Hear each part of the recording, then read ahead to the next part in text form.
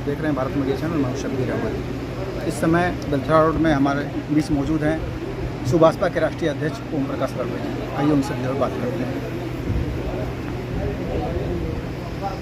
तो सर, आज दलथरा रोड में आपका आगमन हुआ है, क्या कारण है?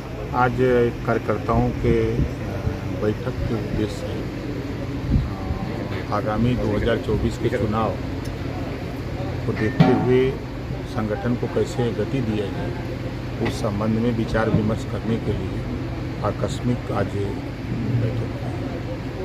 और 2024 के लोकसभा चुनाव को लेकर भी कुछ विशेष है कि 2024 के चुनाव में हम लोगों ने जो 2022 में 165 सीटें विधानसभा की 200 से लेकर 5000 के बीच में हारे।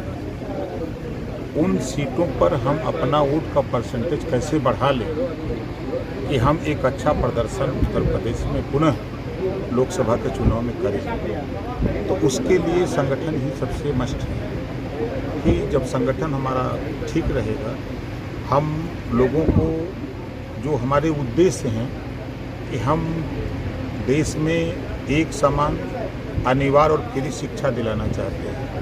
शिक्षा इतनी महंगी हो गई है कि गरीब, कमजोर, वंचित लोग शिक्षा नहीं पा रहे हैं। हम प्रदेश में गरीबों का इलाज फ्री में देना चाहते हैं। हम प्रदेश में 300 यूनिट बिजली फ्री देने की बात करते हैं। हम प्रदेश में जातिवार जनगणना करने की बात करते हैं। हम जो प्रदेश में नौजवान पढ़ लिख के आत्महत्या कर रहा है, बेरोजगार है, आत्महत्या कर रहा है, उसको रोजगार कैसे मिले। प्रदेश में 11 लाख सरकारी पद खाली हैं, लेकिन ये सरकार उस पद को भरने के बजाय काम दूसरा कर रही है। आज 69,000 शिक्षक भर्ती में 23,000 पद पिछड़े दलित का, अल्पसंख्यक का भारतीय जनता पार्टी ने लूट लिया, जिसकी पुष्टि राष्ट्रीय पिछड़ा वर्ग आयोग ने भी किया। उसके बाद मुख्यमंत्री जी ने कहा कि हम इसकी भर्ती कर रहे हैं। चुनाव के पहले भर्ती करने की घोषणा भी कर दिया, लेकिन आज तक एक भी नियुक्ति नहीं हुई। आज उत्तर प्रदेश में जो हालत है, पूरे देश की जो हालत है, 7 करोड़ आबादी वाला फ्रांस आज राफेल बना रहा है।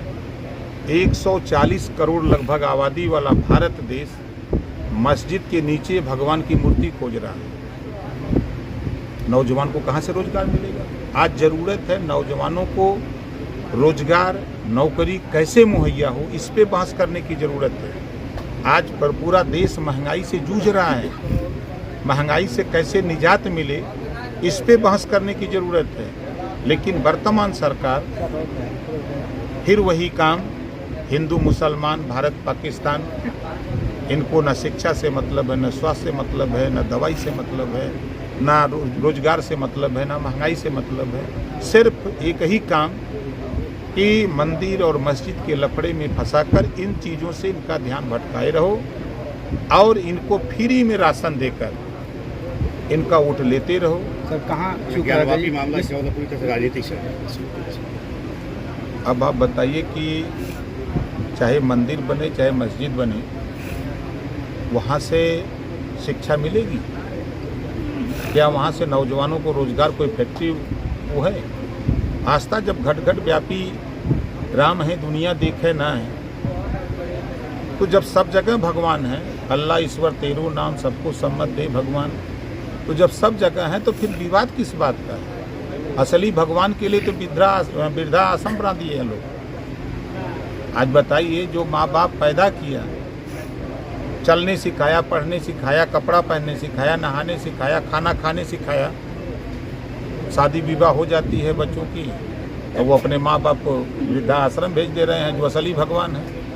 पूजा माँ बाप की करनी है, उनको तो वृद्धाश्रम भेज दे रहे हो और मस्जिद के नीचे भगवान को खोज रहे हो। लोकसभा चुनाव में भाजपा की क्या तैयारी है? अकेले लड़ेंगे या फिर कहीं गठबंधन? ये हमारा गठबंधन है। हमारा जो समाजवादी पार्टी के साथ जो जयंत जी हैं, हम हैं, कृष्णा पटेल हैं और प्रेमचंद प्रजापति हैं, संजय चौहान हैं, केशवदेव मौर्य हैं, ये जो हमारा गठबंधन है, हम लोग अपनी अपनी पार्टी का संगठन ठीक कर रहे हैं। जो कमी रह गई है, हम कहाँ चूक गए हैं कि सरकार नहीं बना पाए, तो उस कमी को दूर करके हम 2024 के में ये प्रदर्शन कर दिखाना चाहते हैं कि हम अपनी गलती से सीख लेकर के हम आगे बढ़ रहे हैं। 2024 में भाजपा कितने सीटों पर अपनी दावेदारी करेगी?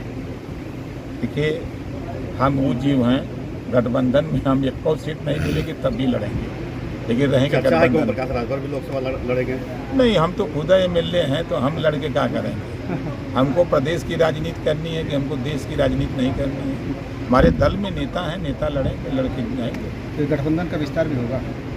होगा जी, जब राष्ट्रीय स्तर पे, अब ये प्रदेश का तो है नहीं चुनाव, ये राष्ट्रीय स्तर का चुनाव है।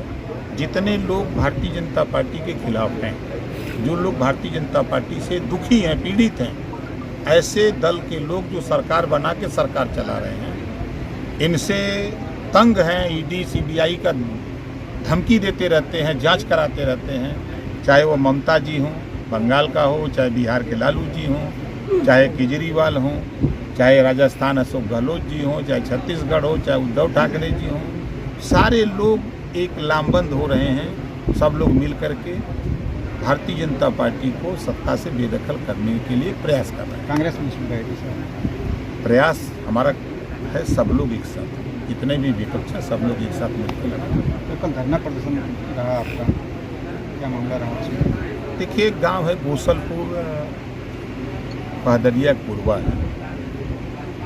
हम लोग 4 बार वहाँ उस गांव में चुनाव के पहले, चुनाव के बाद क्षेत्र भ्रमण में जाते हैं। तो वहाँ पहली घटना हम लोग गए, 2500 की संख्या में थे।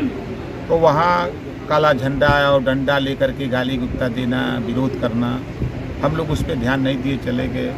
फिर चुनाव में वही हरकत, फिर हम लोग अवॉइड कर गए। फिर एक घटना, उसको अवॉइड कर गए। फिर उस दिन हम लोग गए, राम जी राजभर के दरवाजे पर बैठ के पानी पी रहे थे। गाड़ी किनारे खड़ी थी, एक मोटरसाइकिल से 2 लड़के गए, गाड़ी पार हो गई, आगे उधर से कोई मोटरसाइकिल से आ रहा था, तो दोनों लड़ गए आपस में, टकरा करके दोनों तू मैं करने लगे। तो जो पीछे गाड़ी में ड्राइवर बैठा था वो उतर करके छुड़ाने चला गया।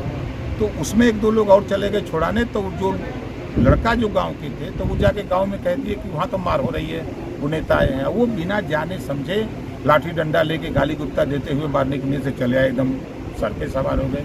तो सुरक्षा कर्मी थे और हमारे साथ 2500-300 लोग थे। उन लोग बीच बचाव करके फिर हम लोग गाड़ी में बैठे कि चला जाए। फिर आगे गाड़ी के लोग जाके डंडा मंडा लेकर के खड़े हो गए, बवाल करने लगे। किसी तरह वहाँ से हम लोग निकले। मामला यही है, वो अपनी गलती को स्वीकार करने को तैयार नहीं है और हम कह रहे हैं कोई जांच करा ले। हम तो यहाँ तक चैलेंज देते हैं कि अगर मेरा कसूर है तो मैं विधानसभा की सदस्यता से इस्तीफा दे दूँगा। जो लोग कह रहे हैं, बयानबाजी दे रहे हैं, मैं कह रहा हूँ मेरी गलती हो। भाई गाँव के लोग थे ना, हम गलत हो सकते हैं, लेकिन गांव के 10, 20, 50 लोग तो नहीं गलत हो सकते, 100 लोग गलत नहीं हो सकते। तो इस बात की पुष्टि करा ले, लेकिन सरकार के इशारे पर पिछड़े, दलित, वंचित, अल्पसंख्यक के ऊपर जुल्म जाती अत्याचार हो रहा है। सरकार के इशारे पर प्रशासन काम करता है, ये जग जाहिर है। गुलाम पंगु बना हुआ है। थाने में दरोगा को गाली दी जा रही है, इसी घटना को लेकर सिपाही को गाली दी जा रही है। घटना स्थल पे दरोगा के साथ बदतमीजी हो रही है। SPRA और एडिशनल SP के सामने जैसे पहले डकैत लूटते थे, मारते थे तो जय भवानी बोलते थे।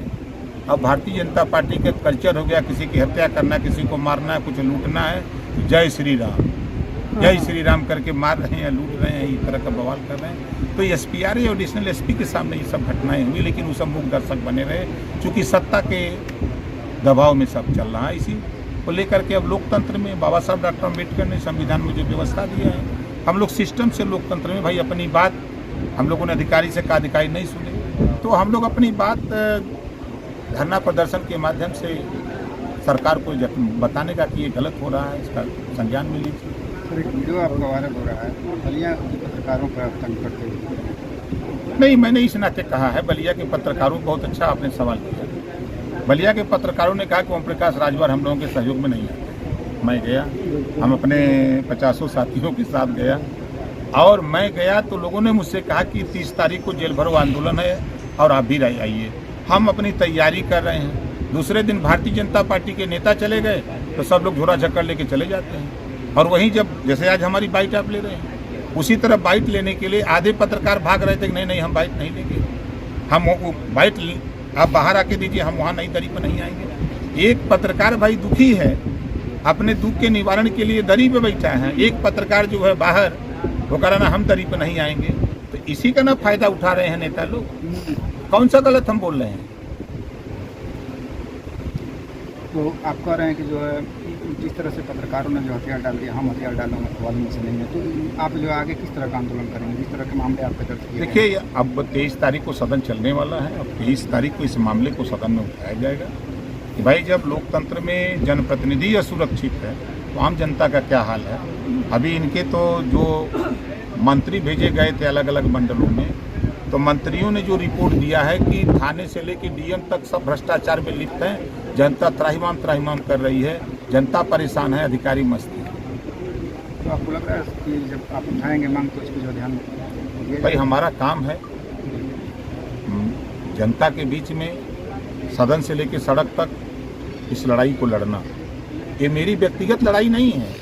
लड़ाई जो थाने पर पिछड़े दलित वंचित अल्पसंख्यक को गाली दिया जा रहा, मारा जा रहा, मुकदमे नहीं लिखे जा रहे हैं, ये पूरे प्रदेश का मामला है। तो इस मामले को अभी जैसे साल भर से हमारे मुख्यमंत्री जी डीजी को रखे थे, नियुक्ति हुई तो बड़े ईमानदार हैं, बहुत सज्जन हैं, लेकिन जब हटाया तो क्या बयान आया? उनके प्रवक्ता का बयान हमने पढ़ा, अयोग्य हैं, अकर्मण्य हैं। आप जब इस जान रहे कि अयोग्य हैं तो फिर इतने दिन रखा क्यों भैया? उन्हीं का बयान आया, हम नहीं कह रहे हैं। उनके प्रवक्ता का बयान, मुख्यमंत्री के प्रवक्ता का बयान आ रहा है कि अयोग्य हैं। तो अयोग्य क्यों आप रखते हो ऐसे लोगों को, नियुक्ति क्यों देते हो? जब जान के कहे तो हटाओ उनको। तो जो है जब विधायक के मामले में क्रॉस FIR जो दर्ज किया था, तो आम जनता के साथ इस तरह के जो बहुत सारे मामले आते हैं, इसको लेकर के आप क्या कहेंगे? गरीब कमजोर लोगों के तो FIR दर्ज नहीं हो रहे हैं थाने पर।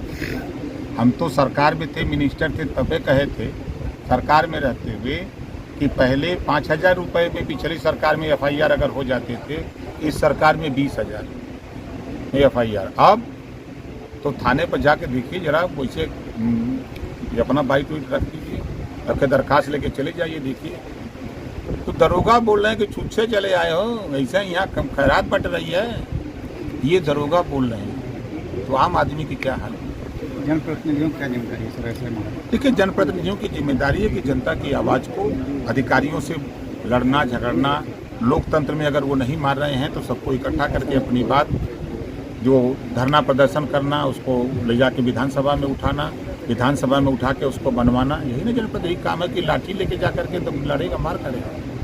20-22 में तो आप चूक गए सर, 24 के लिए जो है क्या उम्मीदें रखती हैं? कोशिश करने वालों की कभी हार नहीं। आप ही लोग हैं, हम 14 साल भटकते रहे, लोग यही कहते रहते कि कभी नहीं जीत सकते। और एक दौर आया कि हम 4 MLA जीते, दूसरा दौर आया कि हम 6 MLA जीते, एक दौर और आएगा कि और बढ़ेंगे। सर बिलथाड़ से आपके विधायक हैं, इनको क्या जिम्मेदारियाँ आपकी तरफ से दी गई? देखिए, क्षेत्र में जो गरीब कमजोर कोई पीड़ित दुखी है, उनकी समस्या को सुनना। जो नाली, चक्रोड, खड़ंजा, हैंडपम्प तो सरकार दे नहीं रही, बल्कि पाइपलाइन के द्वारा पानी देने की व्यवस्था, तो जहाँ टंकी की ज़रूरत हो, बजट सत्र चल रहा है, बजट अलॉट हो जाता है, तो जो बजट मिलता है तो हम लोग उनकी समस्या के लिए काम करें। यही हम लोग अपने विधायक को, हम खुद विधायक हैं, हम लोग उसको करते हैं, यही करने की सलाह देते हैं।